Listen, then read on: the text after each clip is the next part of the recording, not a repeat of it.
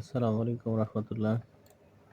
সম্মানিত বন্ধু-বান্ধব সকলের প্রতি আমার ভালোবাসা। আজকে দেখাবো কম্পিউটার অথবা ল্যাপটপের এরা কোন জেনারেশনের সে সম্পর্কে আলোচনা করব। প্রথমে আমরা ল্যাপটপ অথবা ডেস্কটপ অন করবো। অন করার পর মাই কম্পিউটার অথবা দিস পিসিতে যাবো। দিস পিসিতে আসার পর প্রপার্টিসে যাব। প্রপার্টিসে আসার পর এখানে দেখবো দেখেন install RAM 12 GB, Intel core ITM 3050U CPU অর্থাৎ এইচপির কোরাই 3 5 জেনারেশন। আর এটা হচ্ছে জেনারেশন 2.0 GHz।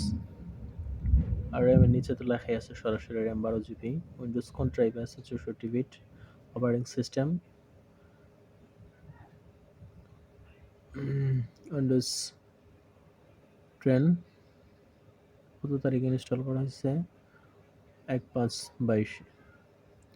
এটা হচ্ছে কম্পিউটারের আর র্যাম এবং কোন জেনারেশন দেখার নিয়ম। ধন্যবাদ সবাইকে।